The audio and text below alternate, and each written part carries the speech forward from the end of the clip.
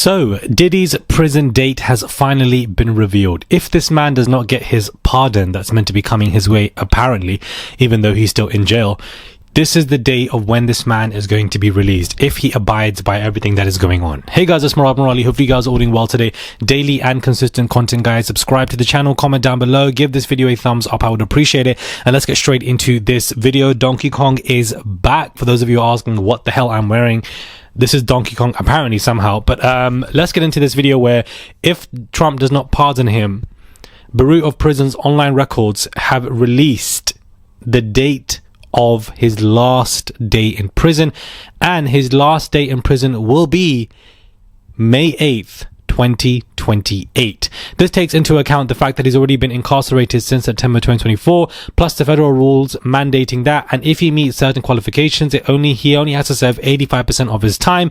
You can read more about federal sentencing rules if you wish. May 2028, guys. 8th of May, specifically. Diddy has been seeking this pardoning for a while, but unfortunately that is not going to happen. So May 8th, 2028, that doesn't even sound that bad, guys. Do you understand? 2024 been done, 2025 about to be finished, then we're going to be in 2026. Next thing you know, the man's going to be released in 2 years. From next year, 2 years. From next year, the man's going to be in prison for 2 more years, and then he'll be out. So what the hell is this man fighting for a pardon for when you've only got 2 more years to basically do? May 8th, 2028. Next year, basically January, you know, we can, at that point, we're going to be in May 2026. That's going to be 2 years and a half. Like 2 years and a half is easy, light work for this man to do. And you can really tell how infatuated he is with his ego for the fact that he's fighting against this. 2 flipping years. Like, please, guys, save it. Do you understand? Save it, Diddy. Do the sentencing, because you're not going to be in there for long anyways. Now, I do want to really go over this, but one of the reasons why Trump, backed away last minute, apparently, or was not even considering this pardoning, was because of the MAGA backlash that he was going to basically receive from his own people. And it's being described, guys, as catastrophic backlash if he was going to go that way. It really goes to show you what positioning Diddy is on the chessboard, and he is somebody that is not in a favorable place at all, as much as he thinks he is. But there was a lot to draw Trump in, basically an appeal and his love for revenge and giving the middle finger to those who feels wronged him. However, when it comes to Diddy is in a very bad position, and the backlash would have been catastrophic. Catastrophic is a strong word to use. I would have used that word to describe if Ghislaine was pardoned. But Diddy, it really goes to show you that we think he's in a bad position, but the people above him, or the people that could have freed him, they think he's in a far worse position. Diddy was once interconnected with so many people, and was favorable. People did favors for him, people owe him favors, but now he's in such a bad position that it is seen as catastrophic. That is the word to describe if he was released. When it comes to the backlash, people would be so upset as to why this man has been released when it comes to being Trump's fan base and his supporters. So Diddy really isn't in a good position at all. For all the favors he's done for people, for all that he's owed so much from so many men, from so many people in the industry, definitely so many men, but yet he can't move on that chessboard. It's checkmate for you, bro. I'm so sorry, Uncle Diddy.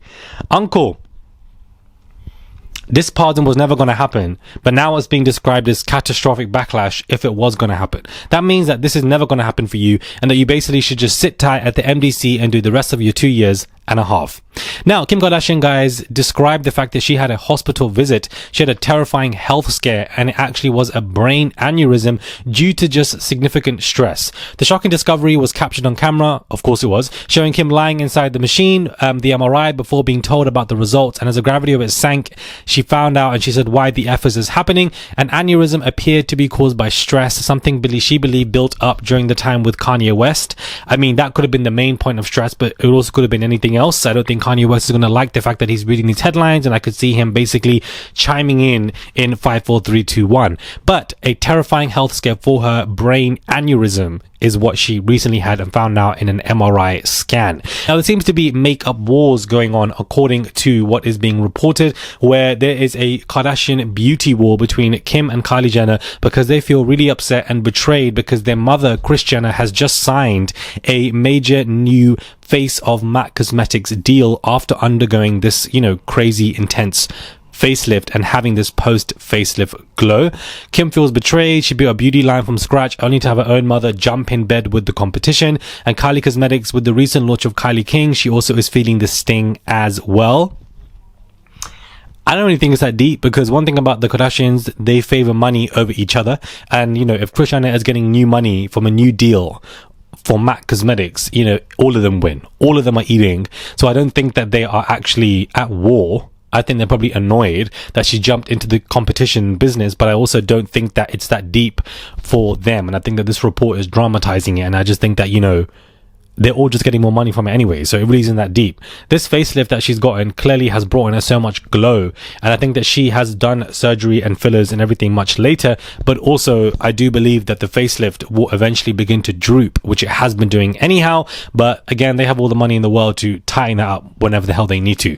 So I think that this war, to me, is quite dramatized, and I don't think that they're really having a war anyways, but it seems that they feel betrayed from this conversation.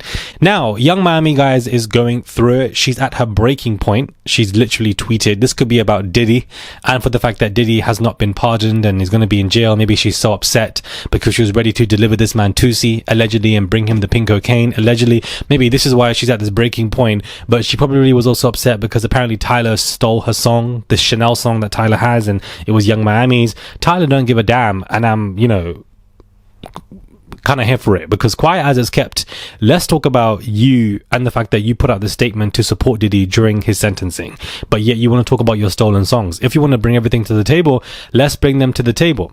Are we meant to feel bad for you? Aren't you one of, you know, P. Diddy's cheerleaders and supporters in the wake of a pregnant woman, Cassie, testifying against this man for being, you know, abusive, let alone Jane, let alone everybody else? But now you're at your breaking point, Young Miami, and she definitely seems like she is going through something, and it really isn't good news for her at all with whatever the hell this is meant to be.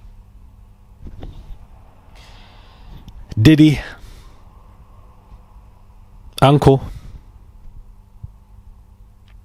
do the rest of your sentence at the MDC. You'll be out by May 2028, and you won't have to deal with this trial ever again. You don't need to be fighting for an appeal. You don't need to be begging for pardoning. Do the rest of the MDC is your home now. You're used to the MDC. You're used to sleeping with 20 men in one cell, sharing food. You're used to all of that.